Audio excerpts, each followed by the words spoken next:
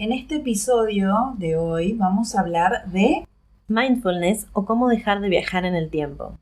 Vamos a tratar un poco sobre historia, sobre de qué se trata realmente el mindfulness, cómo afecta la salud, cómo intervienen las emociones, cómo combate el estrés y algunas cositas más. Bienvenidos a Conciencia Holística, un podcast sobre bienestar, salud y ciencia. Hola Silvia, ¿cómo estás? Muy bien, Lore, ¿cómo estás vos? Bien.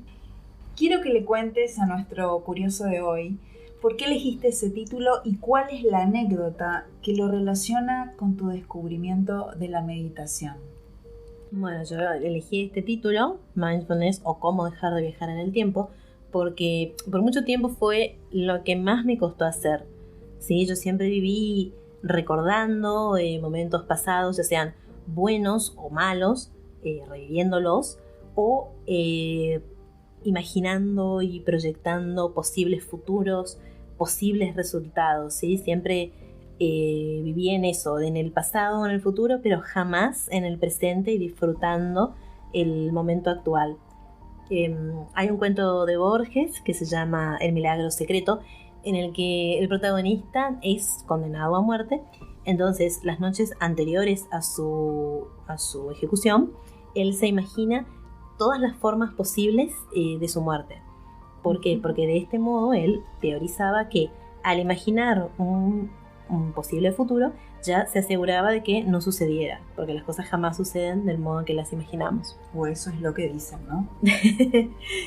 Entonces me pareció sumamente acertada esa lógica y me vi identificada porque era lo que yo venía haciendo hacía mucho tiempo. Entonces, qué estrés, ¿no? Mucho estrés. Sí, muchísimo estrés. Por eso me parece sumamente necesario dejar de viajar en el tiempo, anclarnos en el presente y para eso yo también hace un tiempo me compré un anillito que tiene grabado aquí y ahora y lo considero como un anillo de compromiso conmigo misma para recordarme esto siempre, ¿no? Que es necesario vivir en el momento presente, que es lo único que tenemos, el presente. Totalmente, de acuerdo. Bien. ¿Te cuento cómo fue mi acercamiento a la meditación? Dale. Bueno, resulta que después de pasar por el quirófano, cuando fui a parir a mi hijo, literal, quedé muy traumatizada, pero muy.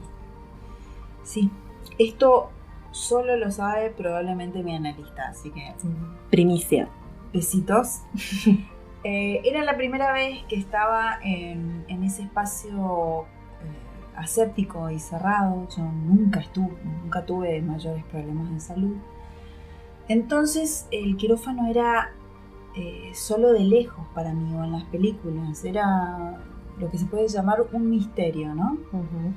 Se puede sumar a esta anécdota que el puerperio no es fácil para nadie, como bien lo sabrán, pero el miedo y la indefensión que recuerdo del momento posterior a la peridural es muy extremo. No voy a ahondar en ese horror porque dedicaremos otro episodio a la violencia obstétrica uh-huh. y a cómo aprendí a contener emocionalmente a mis adorables embarazadas, ¿no? Pero, a ver, en fin, para paliar la dramática historia que de mi paso por el bisturí, empecé a meditar. Vos sabés que yo soy una buscadora incansable de papers y es así como con la ayuda de numerosos científicos como Kabat-Zinn y Richardson, que después voy a hablar más extensamente de ellos, que indagan sobre el estrés postraumático, decidí integrar esta técnica a mi vida con un bebé en brazos y un montón de miedo, para decir verdad, ¿no?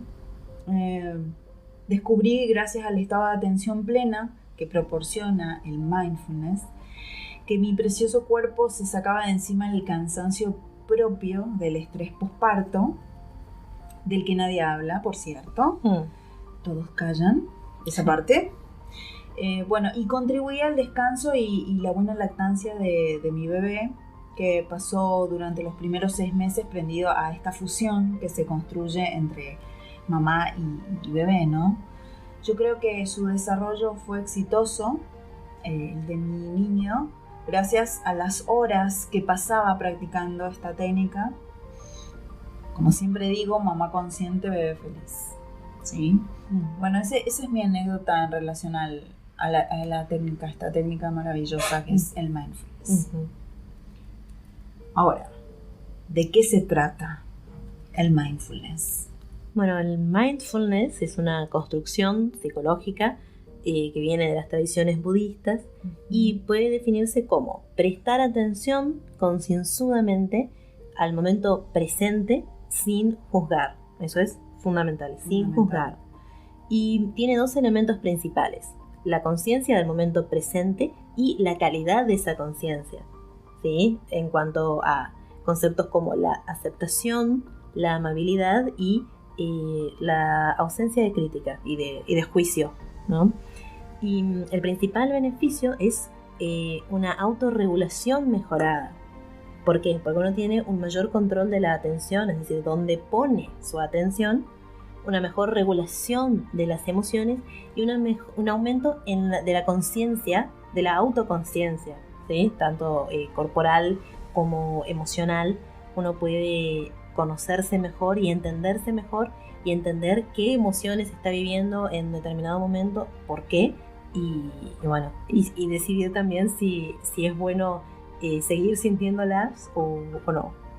Claro, porque, a ver, esto de no juzgar, a mí cuando me dicen, yo no puedo meditar porque se me vienen demasiados pensamientos, hay un mito que recorre esta cuestión de yo no puedo meditar, porque uno piensa que tiene que tener la mente en blanco cuando medita. En realidad hay 2 tipos de cuestiones que hay que prestar atención, y una es observar los pensamientos, porque los pensamientos jamás dejan de venir. Sí. Y la otra cuestión es esta de la que vos estabas hablando, que es no juzgar, pero sobre todo no juzgarme. Si lo estoy haciendo bien, lo estoy haciendo mal, tengo demasiados pensamientos, está sonando el teléfono, dejé la pava prendida, no sé, miles de cosas. No juzgarse. Sí. Eso me parece fundamental. Totalmente. ¿Sí? Ahora, los orígenes, como bien vos dijiste, los orígenes del mindfulness se remontan a 3.500 años atrás, y uno de sus pilares descansa en la meditación vipassana. En el budismo se lo conoce como sati, uno de los factores de la senda de iluminación y liberación. Escuchen bien esto. Entregado por el Buda Gautama, sati se origina en el término de sati-upatthana, que quiere decir atención interna, mantención. ¿Sí? En criollo, mantener la atención en el interior. Me produjo extrema curiosidad que mantener esa atención en el interior de uno mismo cause iluminación y liberación. Muy coherente, ¿no? Comprender qué me pasa y saber cómo liberar ese temor, dolor, duda o preocupación, ¿no? Entonces, se trata de entrenar la mente para una observación consciente de lo que pasa en nuestro ser interno. Pero, ¿qué pasa cuando no estamos en el presente? Para observar qué está pasando. Sucede que la mayoría de las veces estamos pensando o en el pasado o en el futuro. Como decía Silvia, hay que dejar de viajar, ¿no? ¿Cómo dejar de viajar? Justamente, no solamente estando en el pasado, sino dejando de estar en el futuro. ¿Cómo podemos darnos cuenta de esto? Las emociones circundantes de una vida en el pasado son la nostalgia profunda y frustración al no poder cambiar lo que sucedió, y en el futuro, ansiedad por la expectativa o miedo al fracaso. ¿Sí?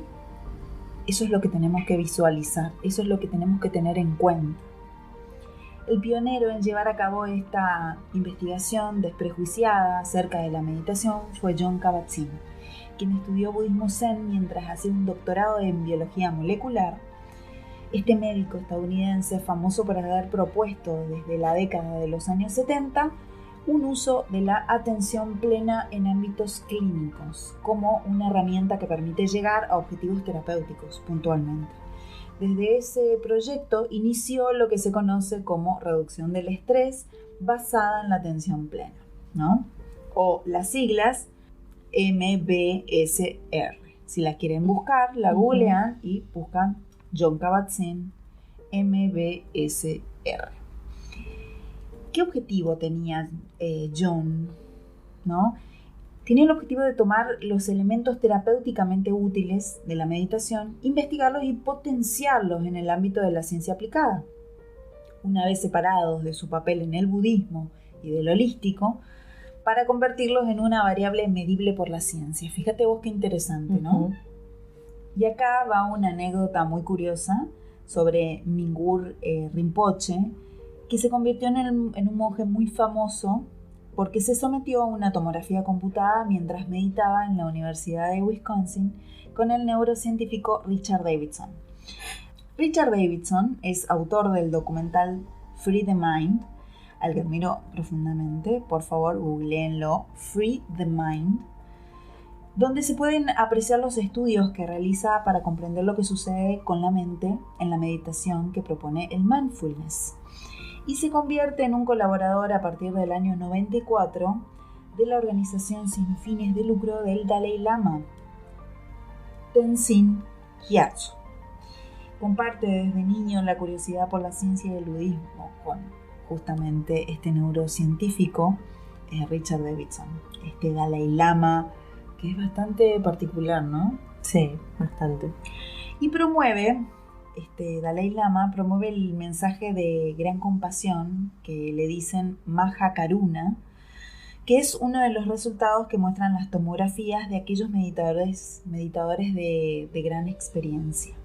Una combinación de factores en el lóbulo frontal y que también tiene como significado la palabra sati, que es recordar que como seres amables que somos por naturaleza, podemos llegar a esta gran compasión que lo siente una persona que medita hace muchos años.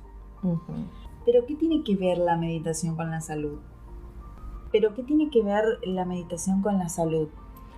Fíjate, Laura, que siempre nos dijeron que el cerebro era una estructura estática, que las neuronas no se podían reproducir, esto se creyó muchísimo tiempo, y que este material que se perdía ya no se recuperaba.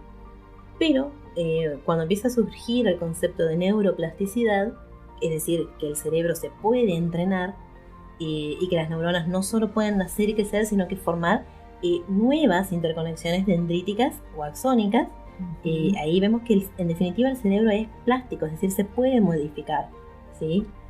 Y recuperar funciones que se creían perdidas o dormidas, como hablábamos, ¿te acordás en el episodio de epigenética? Sí, totalmente. Porque, bueno, viste que las neuronas se comunican por impulsos eléctricos, ¿verdad? ¿Sí? Ajá. Llevando información a todo el cerebro y procesando órdenes para todo el cuerpo en general y sus órganos, ¿no? Para todos sus órganos. Entonces, imagínate la importancia que tiene dar una orden que sea saludable o no. Y la cantidad de información que no es saludable que le estamos dando permanentemente. Totalmente. Todo el tiempo. Entonces aquí radica el inconveniente, porque cuando el cuerpo enferma, ese shift, ese error, es una falla en todo el sistema. Entonces uno imagina que es un solo órgano el que está afectado. Sí, me duele el estómago. Yo vengo con un diagnóstico, este es el órgano que está fallando. Claro, pero en realidad un solo error afecta todos los sistemas del cuerpo. Totalmente. Entonces, mediante herramientas como la tomografía y la resonancia, que permiten evaluar el sistema nervioso central de manera no invasiva, se puede comprobar si la sustancia gris se ha engrosado con, por ejemplo, con mindfulness, que es lo que estamos hablando hoy. Es decir, si hubo un crecimiento en la población de neuronas. ¿Sí? Totalmente. Cuando dice herramienta no invasiva, acuérdense que durante años los anatomistas, ¿sí?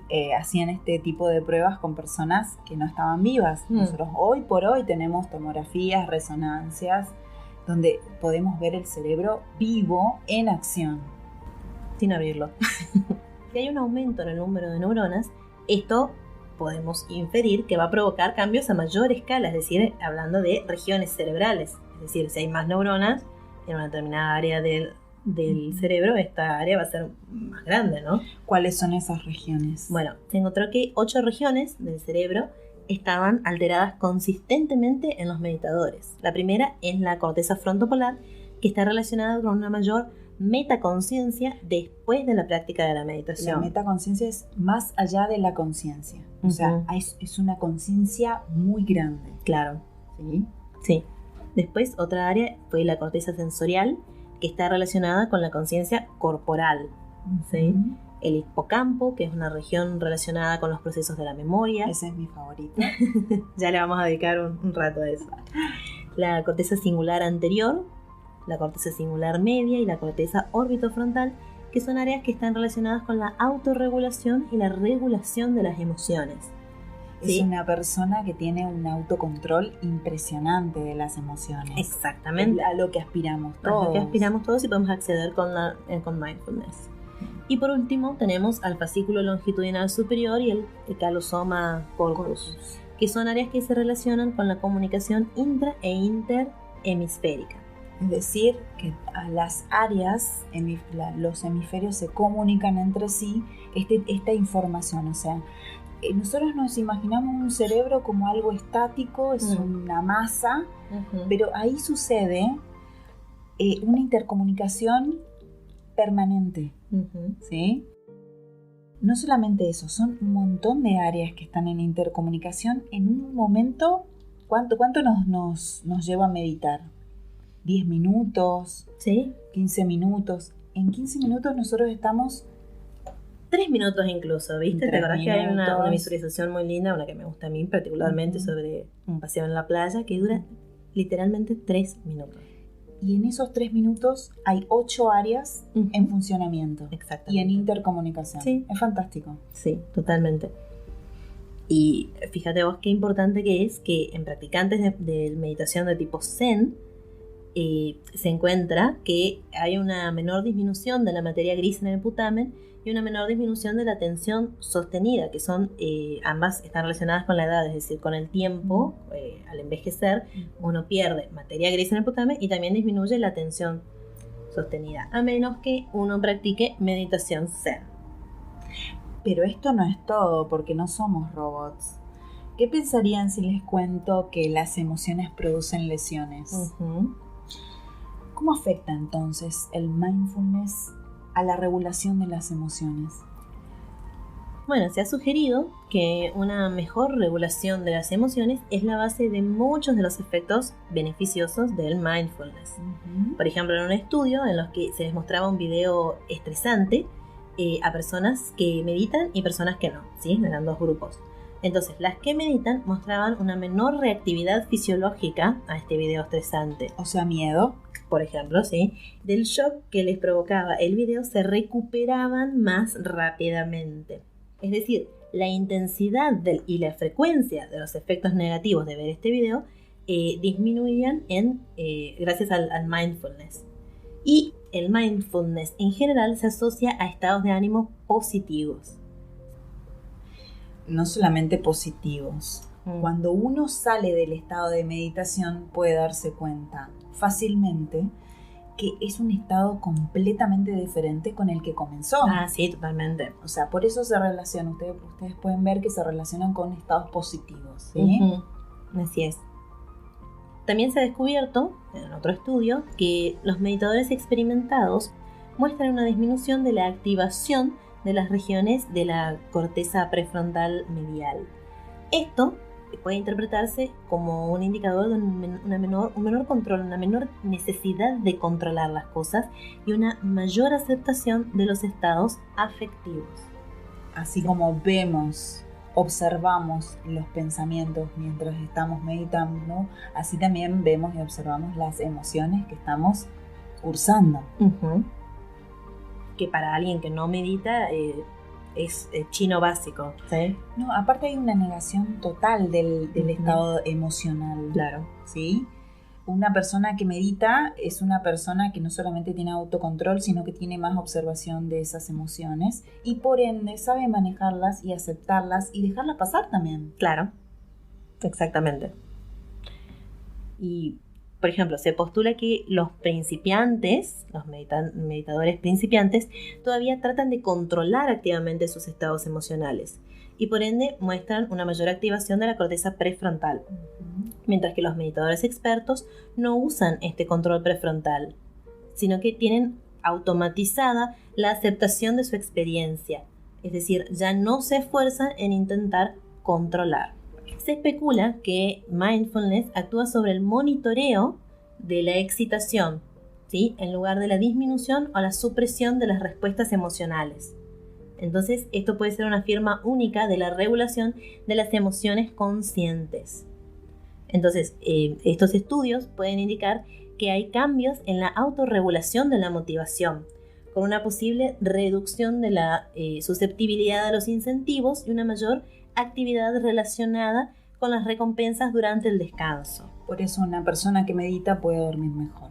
Exactamente, no necesita, qué sé yo, nosotros todo el tiempo estamos yendo tras gratificaciones instantáneas, ¿sí? Ya sea un puchito, ahora, una serie, una cervecita, lo que sea, que nos da una gratificación de una.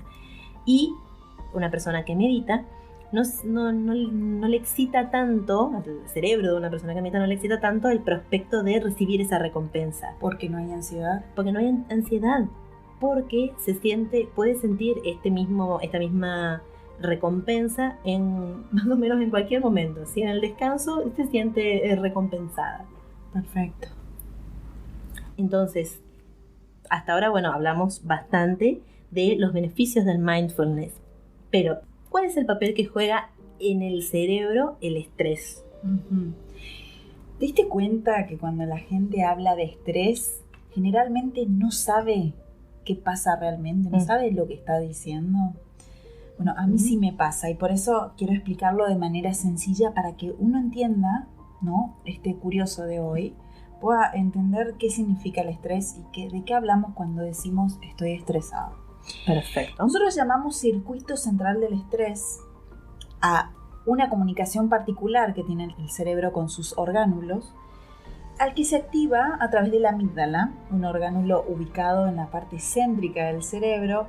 Esta actúa como radar de las emociones, pero sobre todo radar del miedo, que es una emoción muy arcaica, muy antigua, y nos dispara hacia la impulsividad de la lucha o la huida. No me malinterpreten, a los hombres de la selva les salvaba la vida, porque es un mecanismo de defensa casi automático, que compartimos con los reptiles y los mamíferos, de hecho, ¿no es cierto? Sí, con el resto de los mamíferos. Exacto. Pero la corteza prefrontal y órbito frontal, que le pone el freno a la amígdala, es la del hombre cosmopolita que lee libros, no el que mira la tele. Aclaro. Esa le dice, tranquilo querido, baja un cambio y observemos qué está sucediendo aquí, ¿no? Se lo dice al mamífero, al reptil, ¿no? Que está intentando luchar, huir. Le pide que se detenga a pensar ¿por qué está sintiendo que el león está a punto de comerlo? No se olviden que los ojos me dan la imagen y yo interpreto si este estímulo es amenazante o no. Y los ojos tienen material cerebral, o sea, el ojo está ubicado en el mismo lugar que el cerebro. Así de importante es el ojo. Sí.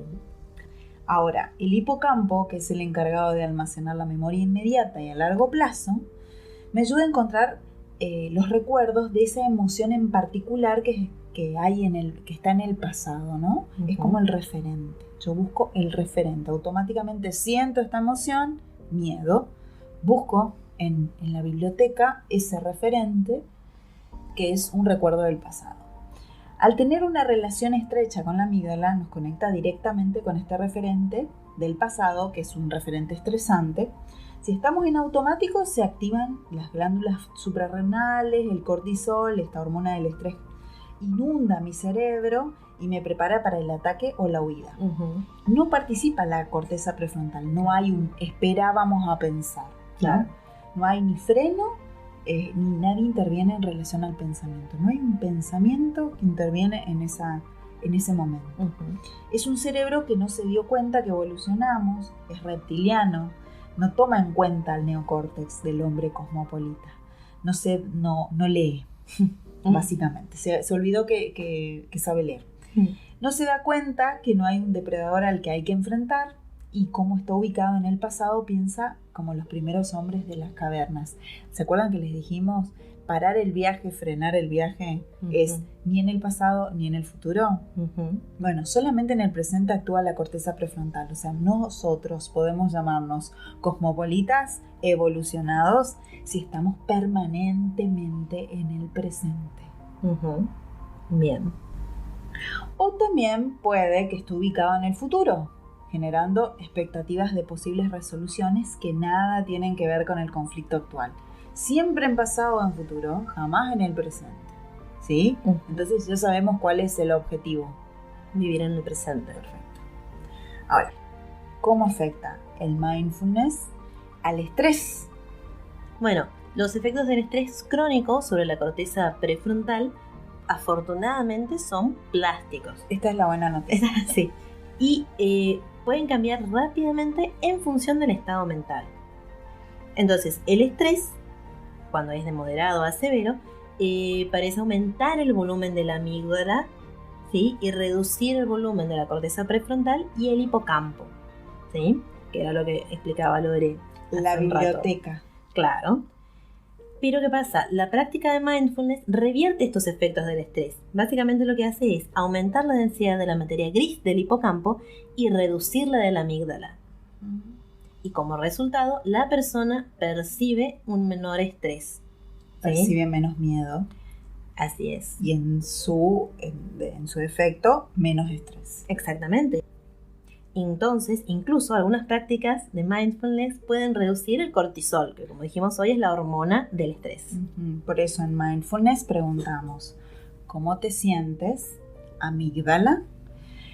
¿Qué sientes, corteza sensorial? Relájate, corteza prefrontal. Respira, procesando la información del presente, y nos quedamos allí.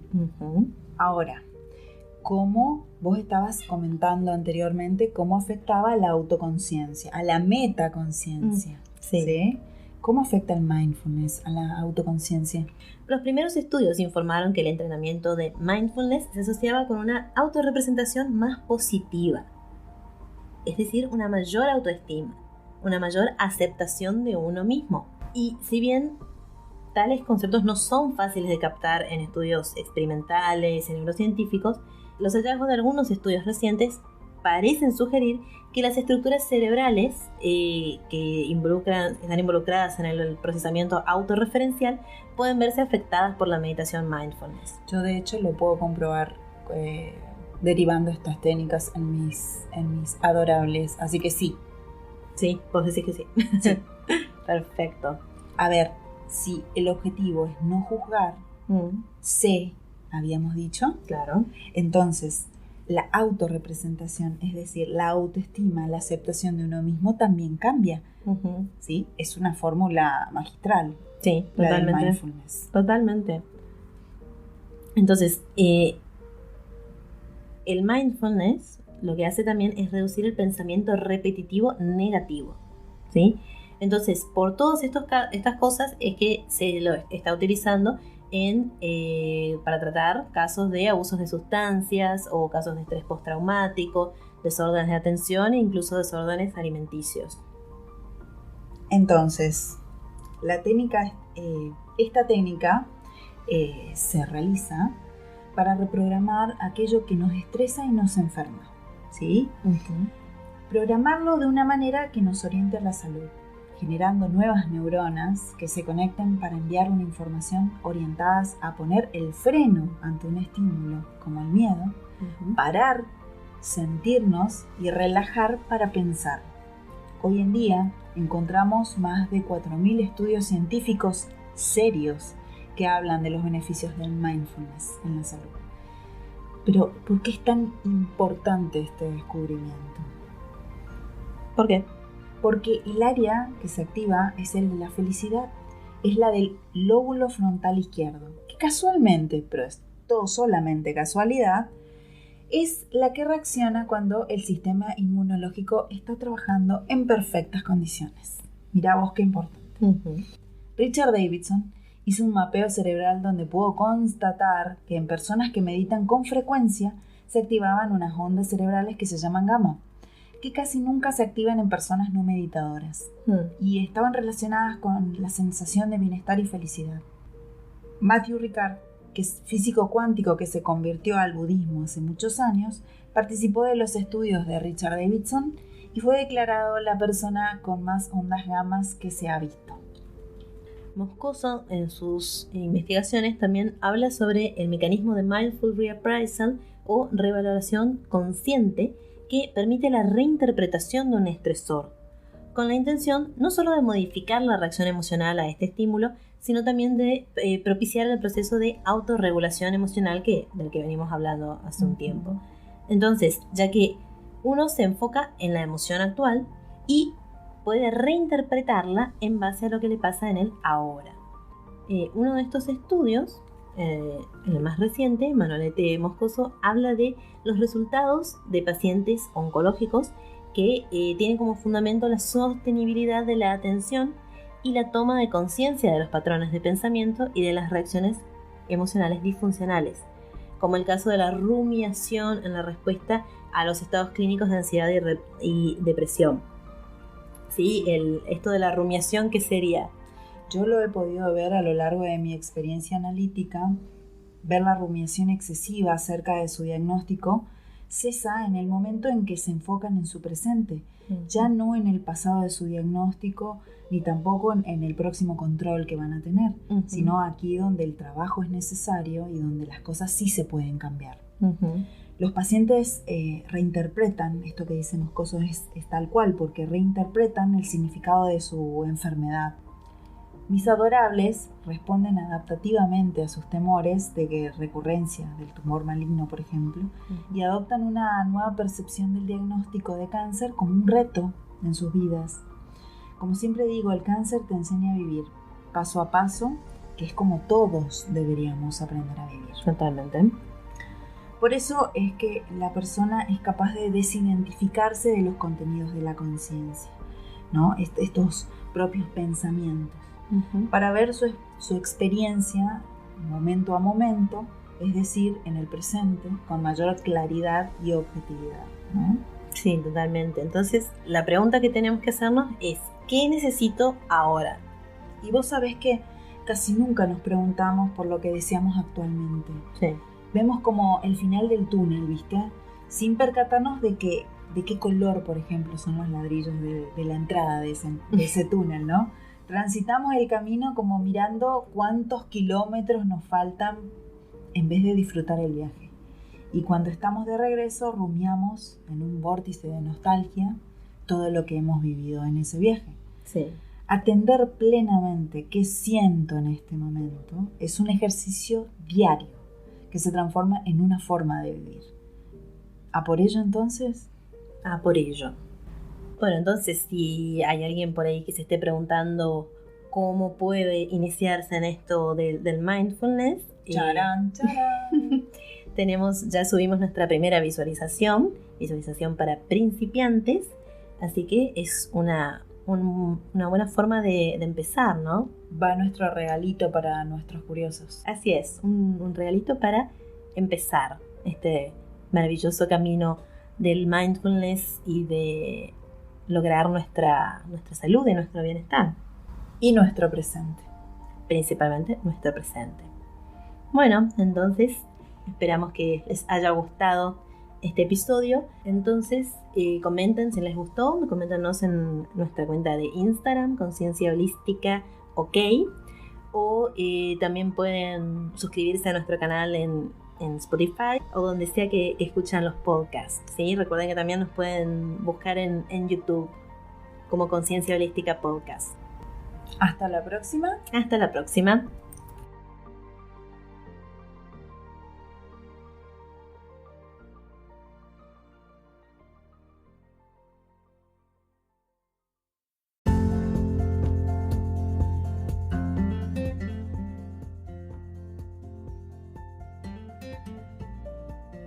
Esto fue Conciencia Holística. Seguinos en nuestro Instagram, @concienciaholística, ok.